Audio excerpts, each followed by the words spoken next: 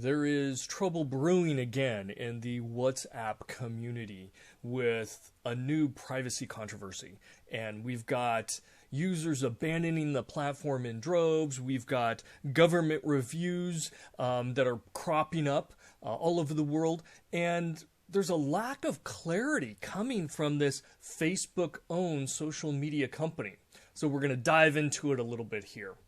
Okay, first thing is to understand WhatsApp is a social media platform. There are millions and millions and millions of users around the world that use this platform to communicate daily, and it is owned by Facebook. It was purchased by Facebook.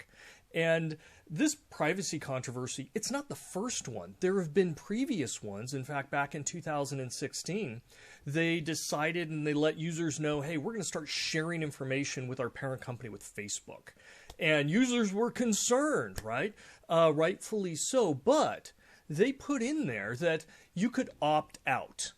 Now, best industry practice is really people should be opting in if you're potentially jeopardizing and exposing more private information. But at least they had the option.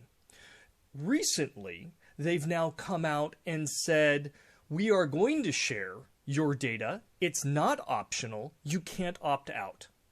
And there's still some confusion here. It's definitely targeted the US. It may impact other regions, including India and the EU. But again, other regions, especially the EU, they've got very strong privacy regulations, much more organized and unified and protective than that of the United States. In fact, in the EU, they actually have a right. Citizens there have a right to privacy. The United States doesn't have that. There's no federal mandate or constitution amendment that says the people actually have a right to privacy. In fact, out of all the states, only one state in the United States actually has it written into its constitution that privacy is a right, and that's California. And California has been a leader in kind of privacy advocacy for quite some time. But the people in Europe are probably going to be more protected in this case than the U.S. citizens. So that's a concern. Now, given the fact that, this new notice has come out, it has caused all sorts of backlash.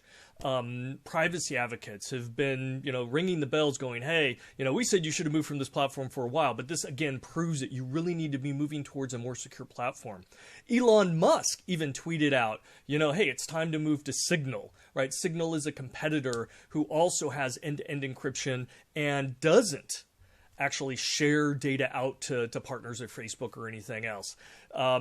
Telegram has also been mentioned, which also has end-to-end encryption, right, which secures communications between one point and another. But more importantly, it's not sharing or bleeding out other metadata as well. So, people have other options. And I'm seeing on my accounts where a whole bunch more people are joining. So I'm getting the alerts, that colleagues and friends are now joining Signal, for example, which is nice. So we're seeing this flood of people move because of this controversy. We're seeing the news cycle grab a hold of this, and all sorts of media outlets are talking about this.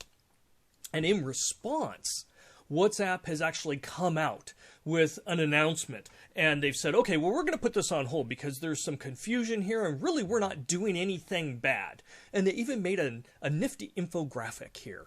And you can read through it, and basically what it talks about is what they're not going to do. Well, wait a second.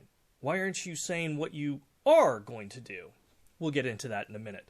So what they're really focusing this counter-argument about is potential concerns that the communication, the end-to-end communication, is somehow being compromised, and all the individual messages between one person and another are going to be exposed to Facebook. That's not the case. They've made that very, very clear.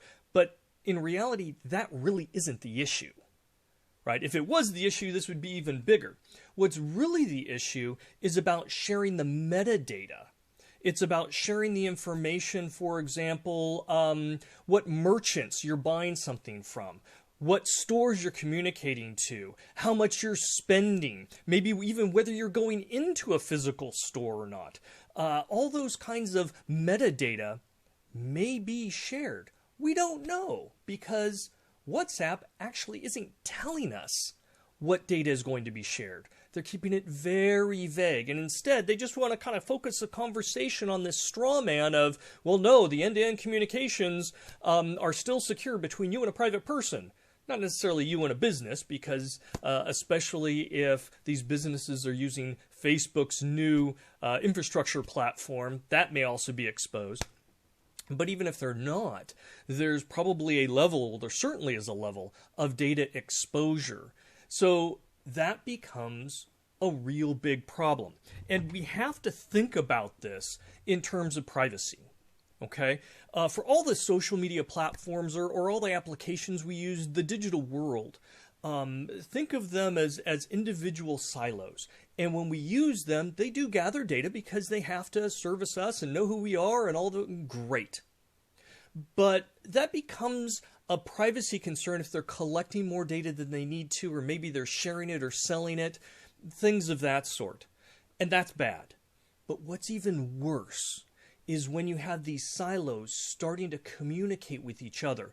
And in the privacy world, we call that the aggregation of data. And that is tremendously impactful to the individual privacy of users. Because for one given app, they really only know one little aspect of your life, whatever that application or service is about. But when you start adding it to these others, a very rich profile is able to be built. One that understands what you like, what you don't like, who you're communicating with, who your friends are, what topics interest you, what things you click on and what you read, what stores you buy, how much money you have and spend. All those kinds of things can not only influence you to purchase things, which is one of the reasons that they gather this, right? They want to feed you appropriate ads and feed you ads that will trigger those things they know about you, right? But it also can shift your other behaviors, right? It can determine what news stories they want to feed you that you will trigger and read and maybe filter out other ones, right? And whether the news stories are true or not, right? That has an impact on us on what we believe and how we can be motivated, both in our personal, political, business, all aspects of our lives. And so when you have this aggregation across platforms, that becomes very dangerous. And you might not even think that, oh, well, who cares if they know who I'm doing business with or what I purchased there or how much I spent. That's hugely important. How much somebody spends can reflect directly back on how much money they make, how influential they are, right? Who their friends group are. If I convince this person, they may be able to influence others. Whether I'm walking into a store or not. They know how often you shop, where you're at, maybe other stores that you're nearby, things of that sort. Again, even the metadata is tremendously valuable, which is why Facebook wants it. Facebook and many other social media platforms, they build profiles of you, me, everybody, so that they know what's important to us, how active we are, how influential we are, what is our social background, our economic power, all those kinds of things. And this could contribute to that. But WhatsApp probably doesn't want to talk about that. Right? But what they are saying is this is not a big privacy issue. They're saying they're doing it to service their customers for the benefit of their customers. And maybe that's the case. I hope that's the case. Right? But again, if it's not the case, then we kind of run into an unethical issue because they're choosing to hide the information that they're actually going to start sharing. Instead, they want to talk about what they're not going to share. Well, that really doesn't help anything. So, it's really now about, let's prove that you're trustworthy. WhatsApp really needs to come out and to clearly specify this policy change will make the following data now available on a continual basis to Facebook. Let the privacy advocates look at it. And if, WhatsApp, what you're saying is this is just to the benefit to be able to service, great. Because WhatsApp has a large group of privacy professionals. They do. Go out on LinkedIn. I was seeing all sorts of names. They've already done this analysis. They already know the answer, whether it's a benefit or whether it's a detriment. Let's let the rest of the privacy advocates and security advocates out there also see what you're going to be sharing and come to the appropriate conclusion. Because transparency builds trust. And you know what? If it is just for the benefit of the users and it's reasonable, that builds trust. You're actually going to have privacy advocates advocating for you.